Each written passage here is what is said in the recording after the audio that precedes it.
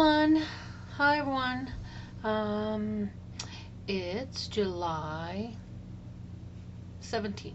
I've been kind of a day ahead of myself this week. I'm not really sure why, but it's Tuesday, and pretty good day. Hot, hot, hot out though. So humid. We got this amazing rainstorm last night, and the thunder was like a strobe light. It was just like boom, boom, boom. I mean, the lightning. Okay, I'm really confused. The lightning. It was like boom, boom, boom, boom, boom, boom, boom, boom. It was so neat. I love storms. So, and it lasted quite a while. And I remember I fell back asleep, I guess. And when I got for work, my husband said, "You slept through a really great storm." I'm thinking, no, I didn't. But anyway, um, where was I going? I don't know. I get on so many rabbit trails. Good thing I like animals. Anyway, um, it was just a good day. I'm mostly just checking in. Nothing really major. Just our county fair starts tonight, and I usually take things to show at the fair. You know, some of my plants and flowers, and usually my scrapbooking and stamping things. I really wasn't prepared this time yet, but I still have about an hour. If I get there really quick, I can still get some of my stuff in there, and I really should get my scrapbooking stuff in there, considering I'm trying to expand my business, and it really does give me exposure. But I guess the last couple of years I've felt like it's been really biased because one of the judges is I don't know, involved in one major company, and I think she's really biased to people that use the products from that company. And if scrapbook in a different way or using different products, it just seems like you never get to, above a certain level. So, not that important. I just kind of like to have my stuff out there and people see my name and what I'm associated with. And then I usually get a couple people that'll call me, or someone will say so and so wants to know about. So it always gives me a couple leads, which is a good thing. And you definitely need to, cover all your bases when you're trying to expand your business. So that's a good thing. But anyway, not really much else going on.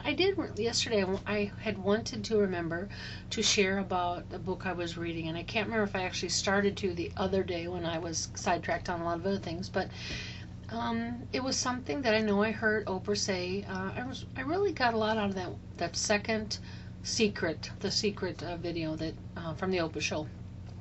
I think at the end of it, she mentions a book by Sidney Poitier called The Measure of a Man. Well, I went to the library and I got it on CD because at work we're able to, we all have our own radios and we can listen to books on cassettes or CDs, with our headphones. So there's always a couple dozen books in there, and we pass them around and we share them and everything. But I brought this one, and didn't really know what it would be about, but it was he called it a spiritual biography, and it was really a story about his life and where he came from, and his struggles as a youth and as a black male, and then growing up and coming to the United States. And it's so amazing because he was born in the Bahamas, and he tells about how when you grow up in a certain place and you don't know about anything else, you're really, you're sheltered in that way, but you can still have some of the same struggles. But when he first came to the United States, to Florida, he didn't know about winter or snow. He didn't realize when he ended up in New York, the first time he was in New York during winter, he had no idea how cold a winter could be, or what that white stuff was that was falling from the ground. And I think when he first maybe went to somewhere else in the islands, and I can't remember the name of the island now. Before he went to Florida, he talked about an automobile, and when they were talking about it, he said he had no concept in his mind of what that was. He had nothing to base it on. So to hear about it was an amazing thing, and then to actually see one was so overwhelming.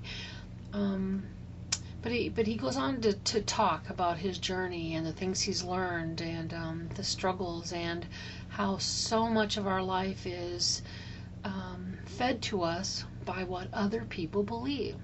Because he said, growing up on that island, there was like two white people.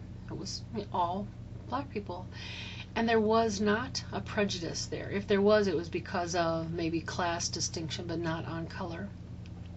So he was, I think, surprised by what he found when he came to the States, that there was this, definite struggle between blacks and whites. And yet it's like he didn't take it on himself, because he didn't grow up with it. It wasn't his struggle.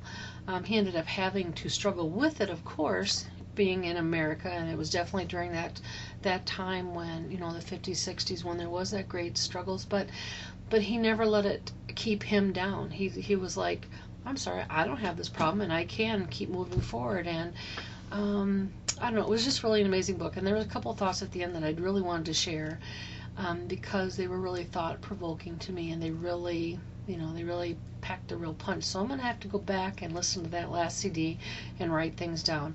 And I'm finding more and more, especially when, I am busy and I have so many things going on, it seems like, at the same time, that if I don't write things down, they don't last very long. Or at least I have to say them out loud about 10 times, because I forget them. I just, I definitely think our lives are too busy. I think we could all do well by taking a step or two back and saying, I need to cut out a few more things in my life. And that's sort of what this year has been about for me anyway. Even before I even knew about the challenge, it was about, my life is too busy. I'm involved in way too many things. I like to be busy, but I can see how it's been detrimental to me in other areas of my life. It seems like I fill up my life with stuff to keep busy so that I don't have to deal with the things that probably are more important, maybe crucially important to me. And it gives me a way to, avoid and deny. So I've given up on a few things that I really have enjoyed and liked to do, but I need to be taking more time for me and my home and my husband, my family, and just really focus on a couple. Hello. That's funny, it's never done before.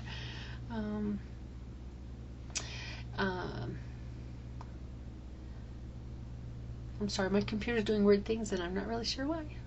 But anyway, well, just my thoughts, and I guess if you get a chance, maybe, take a look at that book. It was really interesting. It was really heavy in some places.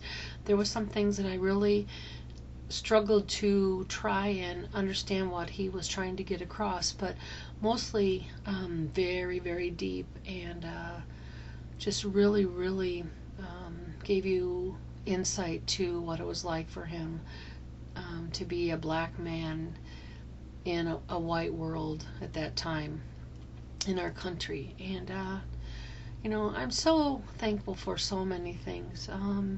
I haven't had real struggles like that in my life, and I guess I can't imagine what that would be like. So I guess I'm grateful for the fact that there are some struggles that I personally haven't had to go through, whether it was, being poor, or trying to fit into a place that, tried to keep me, although maybe that's not so true, because being a fat girl when you're a teen is definitely trying to fit into a crowd that doesn't really want to always accept you. It is a really hard place. I have to think about that a little bit more. But I'm definitely grateful for many things, and I'm grateful that there are places where people accept you for who you are, with all your faults. Of course, we all want the best for each other, but I'm not here to judge anyone, and hopefully I'm going to help someone along the way, as all of you help me when you are able to share. And even like Nicole said today, I know I struggled with this in the beginning, with what I am able to share out loud and on a video, knowing that pretty much anyone around the world has access to seeing this. So I guess I'm guarded a little bit in some of the things I'm also going to share, but for the most part, the things that I'm going to share are the things that I'm probably going to share that are going to be, I don't know, I don't even know how to voice what I'm trying to say, but they're going to be okay to share. And so I understand that part about needing to, make sure you take care of yourself first. That is really important. Especially we do live in a scary world. Even though we feel like this is a safe place, there are those people out there that you have to be aware of. So, but we're all here for you, Nicole, and everybody else. And just good job, everybody. And we'll check in tomorrow. Have a great evening. Bye.